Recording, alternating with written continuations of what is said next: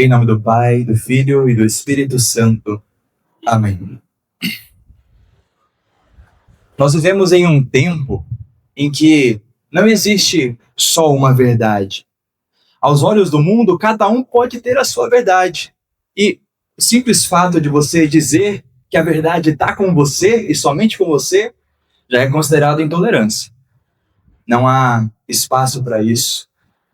A gente conhece parte da perseguição que passamos, porque, como cristãos, nós não podemos aceitar que existem várias verdades por aí. Existe apenas uma. Há quem pense que tanto faz qual religião você segue, porque afinal é tudo o mesmo Deus. No fim, todas as religiões têm o mesmo objetivo de levar o ser humano a se conectar com Deus. Então, tanto faz. Tanto faz onde você está, tanto faz com quem você está, aonde você quer chegar. No fim das contas, vai ser o mesmo lugar. Todo mundo quer alcançar o paraíso por um caminho ou por outro. Mas nós, como cristãos, não aceitamos esse absurdo. Nós, como cristãos, sabemos que existe apenas uma verdade. Só que, por mais que a gente veja esse problema lá fora, esse problema a gente não pode olhar como sendo só dos outros. Porque a tentação de viver esta realidade errada também está na nossa vida. Nós conhecemos a palavra de Deus como filhos. Nós sabemos o que Ele quer para a nossa vida. Nós sabemos qual é a vontade dEle. E ainda assim, escolhemos fazer o que nós queremos muitas vezes, não é verdade? Dessa forma, nós tomamos o lugar de Deus. Dessa forma, nós estamos cometendo a idolatria. Dessa forma, nós estamos nos afastando de Deus, tirando o único caminho, verdade e vida, e fazendo aquilo que eu bem entendo. Porém, como cristãos, nós sabemos que essa realidade não é a que nós queremos viver. Nós sabemos que não são todos os caminhos que levam ao Deus verdadeiro. Jesus mesmo disse: eu sou o caminho, a verdade e a vida. A verdade que conhecemos, a verdade da qual Jesus está se referindo, é tudo aquilo que Deus se faz e se dá a conhecer e a entender a toda a humanidade. O Deus que nós cremos não é um Deus que nós inventamos.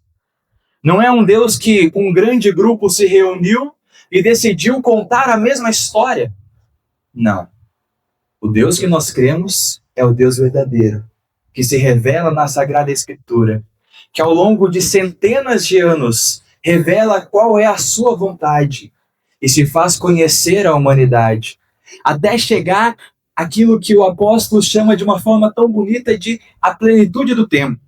O momento certo, o momento perfeito em que Deus revela de forma clara o seu plano de salvação e realmente e verdadeiramente o realiza através de nosso Senhor Jesus Cristo. É curioso pensar que o texto que nós lemos hoje, de João 14, ele está antes da Páscoa, antes da ressurreição. Nós estamos no 5º domingo da Páscoa, já chegando ao final deste período dentro do nosso calendário litúrgico. E o texto que nós temos do Evangelho é de antes da ressurreição. Mas ele nos traz a verdade do porquê Jesus veio ao mundo, do que ele veio fazer e o que ele veio trazer para mim e para cada um de vocês. Jesus se deu e também recebeu vários títulos ao longo da Sagrada Escritura. A gente lembra de alguns com muita clareza, né? São vários: Messias, Servo, Filho do Homem, Cristo, Nazareno, tantos outros. E aqui, na leitura que nós fizemos do Evangelho, Jesus diz: eu sou o caminho, a verdade e a vida. O que será que ele nos ensina a respeito disso? Para começar, chama a atenção que ele não está dizendo que ele é um caminho. Não é que dentre vários que existem, ele é uma opção. Não, ele é o caminho. Só existe ele como o caminho até o Pai. Ele diz: quem me vê, vê também ao Pai. Ele nos chama para descansarmos nele quando diz: não fiquem aflitos, Creiam em Deus e creiam também em mim. Por mais que, como o salmista escreve, nós lemos nessa noite, não ponham a sua confiança em pessoas importantes, nem confiem em seres humanos, pois eles são mortais e não podem ajudar ninguém. A nossa tentação sempre é de colocarmos a nossa confiança em qualquer outra coisa, em qualquer outra pessoa, menos do Deus verdadeiro. Essa é a tentação que sempre está diante de nós. E quando nós olhamos para a lei de Deus, os 10 mandamentos, inicialmente, se nós realmente colocássemos Deus o tempo inteiro em primeiro lugar na nossa vida, nós poderíamos cumprir os mandamentos. O problema é que o pecado vem e atrapalha a nossa visão, tira o nosso foco, nos faz errar o alvo, como refletimos na última semana. Não fiquem aflitos. Lutamos contra isso diariamente, mas não vai existir vitória, não vai existir descanso se nós não nos entregarmos plenamente nas mãos do Senhor. Podemos tentar de todas as formas. Podemos tentar confiar em qualquer pessoa. Se não for no único Deus verdadeiro, não conseguiremos plenamente descansar. Mas existe consolo, existe descanso, como o salmista nos diz: feliz aquele que recebe a ajuda do Deus de Jacó, aquele que põe a sua esperança no Senhor, seu Deus, o Criador do céu, da terra e do mar, e de tudo o que neles existe. O Senhor sempre cumpre as suas promessas. Que mensagem linda! O Senhor sempre cumpre as suas promessas. E a gente canta isso de tantas formas diferentes, né? Deus é fiel. Deus vai cumprir as promessas que Ele tem em minha vida. O problema é quando eu escolho quais são as promessas de Deus na minha vida. O que Deus prometeu para você? Deus te prometeu a promoção no seu emprego? Deus prometeu a conclusão do seu curso? Deus te prometeu prosperidade infinita? Deus, Ele promete vida e salvação. Deus, Ele promete perdão dos pecados àqueles que creem no nome de Jesus. Deus promete, e nós vimos aqui no texto as palavras de Jesus, que Ele foi preparar um lugar e Ele voltará para nos buscar e nos levar para esse lugar, o céu. Uma vida eterna com Deus no céu. Essa é a promessa de Deus para as nossas vidas. E o nosso Deus, Ele sempre cumpre as suas promessas. Jesus não disse, eu mostro o caminho, Ele disse, eu sou. A fé que nós vivemos não é simplesmente um mapa do tesouro, não é simplesmente um código moral superior. A fé que nós temos, ela é em Cristo.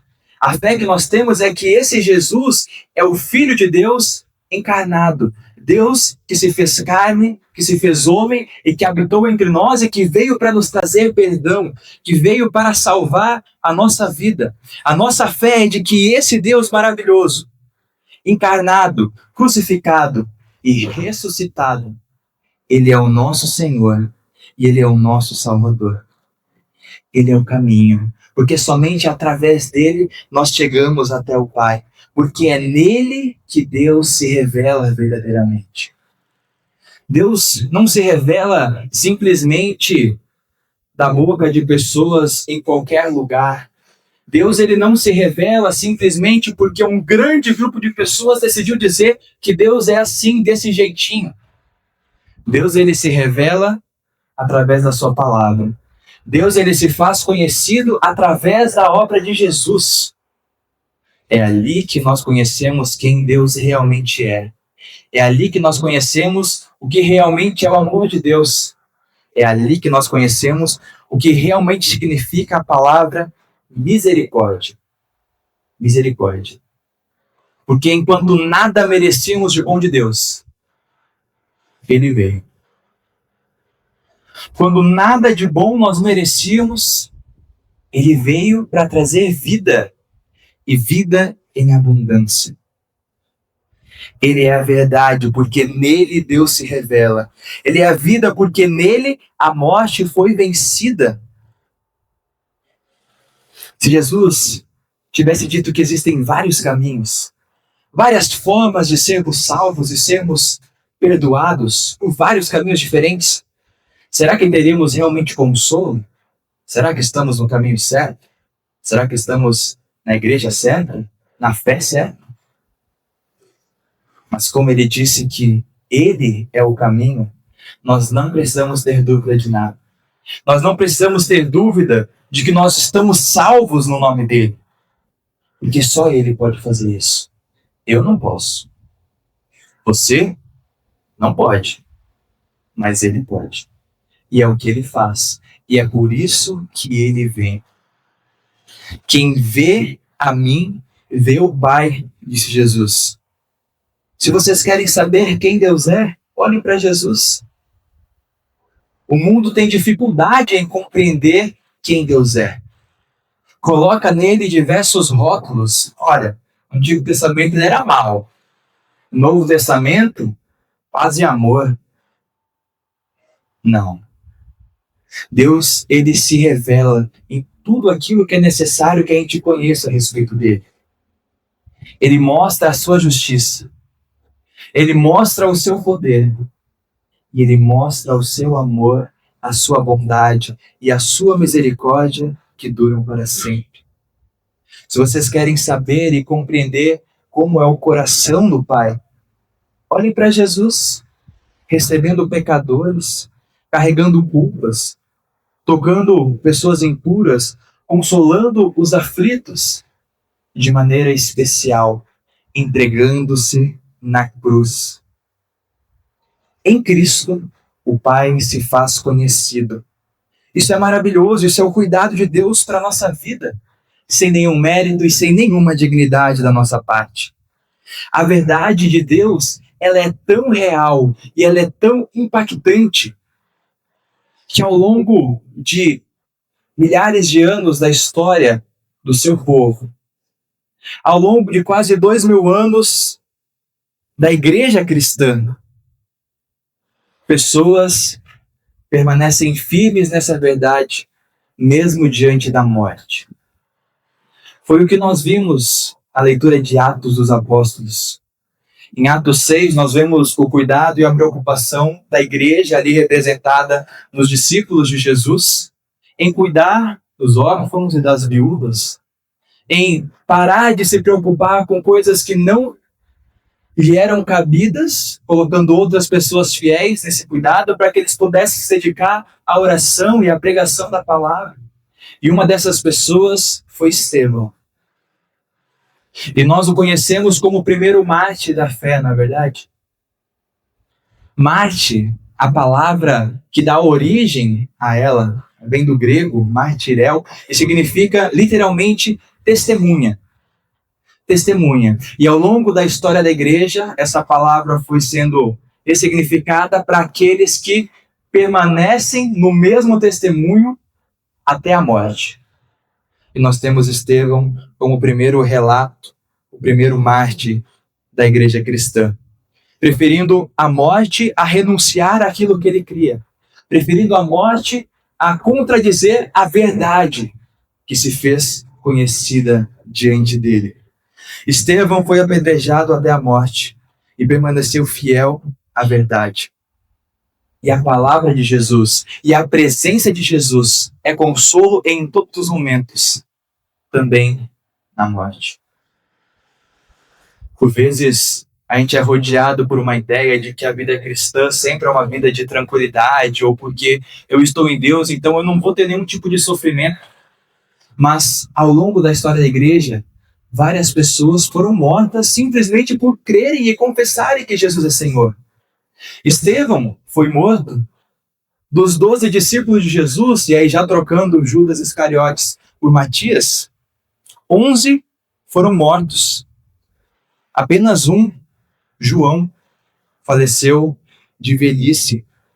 Todos os outros 11 foram mortos. Mortos porque não estavam dispostos a abrir mão da verdade. Mortos porque não estavam dispostos a aceitar qualquer outra coisa, senão que somente Jesus Cristo é Senhor. Somente Jesus é o Messias, o ungido de Deus, o Salvador de toda a humanidade. A leitura de Atos mostra Estevão vendo os céus abertos e que Jesus, que estava à direita de Deus, ali ele estava vendo. E enquanto morria, ele orou: Senhor Jesus, recebe o meu espírito. Isso é incrível. Mesmo diante da morte, Estevão não está em completo desespero, ele não está na escuridão, ele não está perdido. Ele sabe que junto dele está o caminho, a verdade e a vida. Ele morre sendo recebido por Jesus, da forma como o Senhor prometeu no Evangelho que lemos: voltarei e os receberei para mim. Quando um cristão morre na fé, ele é recebido por Jesus. Porque nós sabemos que em Cristo nós temos a verdadeira vitória sobre até mesmo a morte. Nós sabemos que em Cristo, confiando em seu nome, sendo batizados em seu nome, nós sabemos que assim como ele foi ressuscitado, nós também seremos. Por isso, para o cristão, a morte não é motivo de desespero. A morte não é motivo de medo, porque nós sabemos exatamente o que nos espera depois dela. Uma vida eterna com Deus no céu. Amados no Senhor, escutem e creiam. Jesus se faz presente. Para o coração angustiado, Jesus, ele é o suficiente. Para um coração culpado, Jesus é o suficiente. Ele traz verdadeiro perdão. É ele quem traz verdadeiro consolo. Para hoje, para a nossa vida, por todos os nossos dias, o nosso Senhor Jesus Cristo, ele é o suficiente. Que verdade é essa, afinal? É a verdade que nos traz vida. É a verdade que nos traz perdão. É a verdade que não nos deixa angustiados, sem ter certeza do que vai acontecer. É a verdade que nos traz para perto e nos traz a certeza do céu, a certeza da ressurreição. Jesus Cristo, o caminho, a verdade e a vida. O meu Senhor e o seu também. Que ele guie os nossos passos hoje e todos os dias. Amém.